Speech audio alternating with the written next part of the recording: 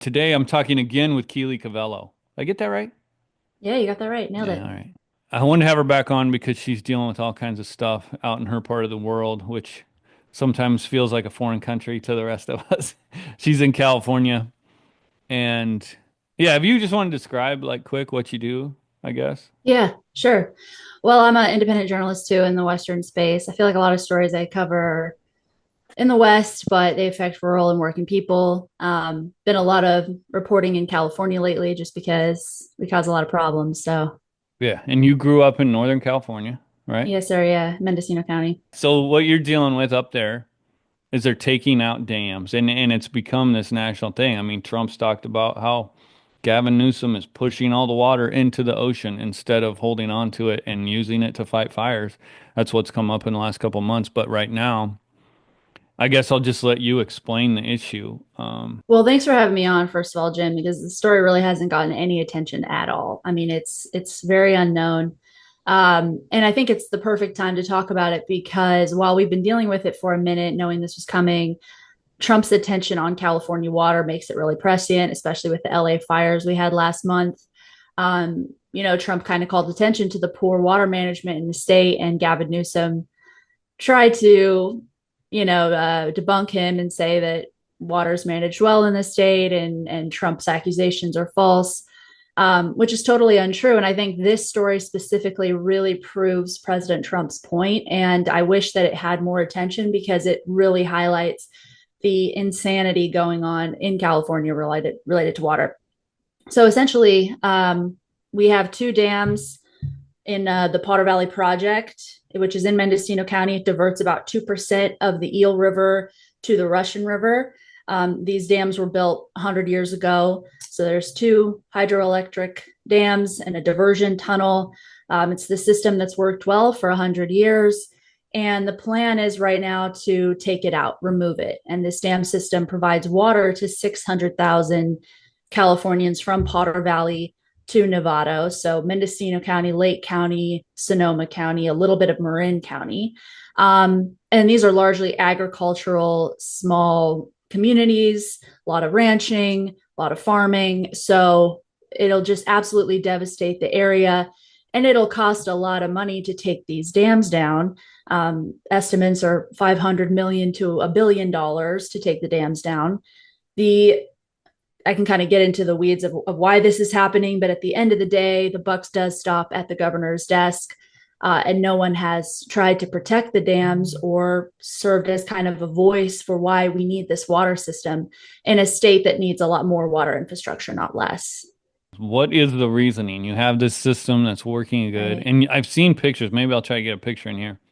But it's actually pretty amazing. They built those things 100 years ago. Yeah, and it's kind of a cool story. I mean, we're all proud of it in this town because it was so long ago and they built this, they dug this tunnel through the mountain.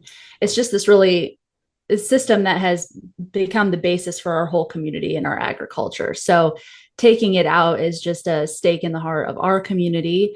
And again, it's a lower income community. This isn't, LA or San Francisco. These are people that, in my opinion, don't really matter to our governor. So um, we have a company, PG&E, Pacific Gas and Electric. It's a state regulated energy company. They provide most of the power in Northern California. And they've run this dam for a long time. A few years back, I think 2019, they announced that they would not be renewing their license with FERC. They wanted to get out of there. They said it wasn't profitable anymore for them to continue running the hydroelectric plant. And they were sued by a group of environmental extremist groups to take the dams down because if there was no license to run hydroelectric, in their mind, they had to remove the dams completely to allow salmon runs in the area, which has a whole host of, yeah, that's ridiculous for a bunch of reasons. But on its face, that's why they're pushing forward with destroying and decommissioning these dams. And I do have it on good authority that, while PG&E has pursued delicensing, not, continuing with the project, Gavin Newsom and our representative, Congressman Jared Huffman, behind closed doors have pressured PG&E, don't negotiate, just take the dams out. That's what they want. So it's really kind of the same old environmentalist, extremist, this ideology of freeing the rivers, but it's going to result in, losing water for 600,000 people. And this is a very fire prone area. I mean, we've had devastating wildfires year after year in this community. Half the reason that our communities are still standing is because of Lake Pillsbury. I can send you some photos of, fire trucks and planes pulling water out of these reservoirs during some of our biggest fires in, state history and national history.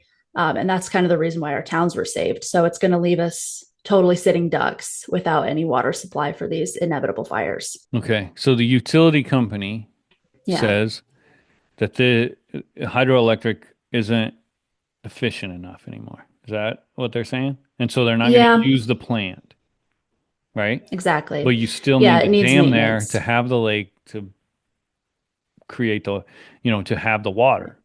Right. Um, so instead of just leaving the water system there, they're going to spend $500 million to $1 billion to tear the dams out. Exactly. Yeah. And, they say that they're going to cover the cost, but uh, they've hiked rates on this community 6 times in the last year. Our Public Utilities Commission in California, that's a whole other rabbit hole of the history of corruption there. It's just a very, very corrupt state body with a pretty bad history. Even when Kamala Harris was our AG, when we had Governor Jerry Brown, he appointed his best friend to run the Public Utilities Commission. He eventually had to step down when he was caught emailing PG&E to ask for $1 million in donations. So just this pretty rancid history with these groups. So all that to say, we have very strong reason to believe that the energy company is not going to foot the bill for this. The taxpayer is going to foot the bill for this, and the ratepayer, because our rates are just going to go up and up. PG&E was found liable for the 2018 Camp Fire. If you remember that documentary about Paradise and that whole story a few Mm-hmm. years back. Yep. Is that the So they one were where they found, they had like a school bus full of kids? Is that the documentary? I'm pretty sure. Yeah, it Yeah. was just absolutely horrific. Yeah. Mm-hmm. Yeah. I And saw that. yeah, PG&E was found liable for that because they don't do a good job maintaining their equipment and infrastructure in these rural areas. So they pled guilty to 84 counts of manslaughter, I believe. And some of those fire victims from those fires are still unpaid. PG&E declared bankruptcy right after that, but they continue to pay their executives big fat bonuses, and they donate to almost every politician in the state of California, including Jared Huffman and including Gavin Newsom. They're Gavin Newsom's second highest donor. Yeah. So you just see a lot of stink around this whole situation.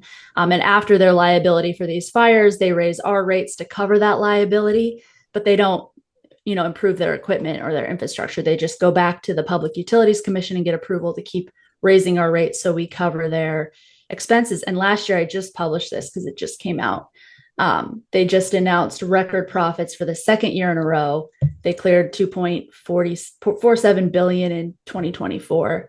So, It's just a really lot just a of monopoly. corruption. I mean, that's Yeah, like the definition of exactly. monopoly. Exactly. And Right. it's so poorly run. It's I weird. know. I know. Hard to wrap your head around from this far away, but um to go into the how this will affect people. Yeah. 600,000. I was talking to my kids the other day and they were talking about my son's all into geography and everything. And he's talking about populations of states. And Mm. I think we looked up he was talking about Wyoming, and I think Wyoming has like 500,000 people in it for the state. Really? So it's like the entire Wow. state of Wyoming, the water's getting shut off, right? Like That um sounds right. I mean, California has 40 million, so I guess they can yeah. lose a 500,000 and not worry about it too much. Okay, so Sonoma County, uh, north of Healdsburg, if you look on a map, we're pretty reliant on this water source. And south of Healdsburg to Novato, they have multiple water sources, so they're not going to lose all their water. And this is a wealthier area, So Marin County is actually where Governor Newsom lives. And they do get some of their water from the Potter Valley Project, but they're already talking about ways to shore up their water supply. One of the options on the table is flooding out Hicks Valley, where there's a bunch of ranchers to put in a dam called the Sula Julie. So they're talking about basically taking out our dam in little northern California, Mendocino County, and then flooding out ranchers in Gavin Newsom's backyard to put in a dam to make sure they're not affected by this. So you just really see where their priorities are at. Yeah. But I did just look I up know. Population of Wyoming, 584,000 people. Wow. So the entire Wow, that really state. puts it in Yeah, perspective. I know. That's what I was thinking when you were posting 600,000 people. I mean, for California, maybe that doesn't sound like a lot, but it's the entire state. Over the more than the entire state of Wyoming. It just goes to show that Trump is really on the money. And I'm trying to get this story to someone in his administration, or at least blow it up to the point where someone hears us, because he's made the point that water is not managed correctly in California. And I feel like this story is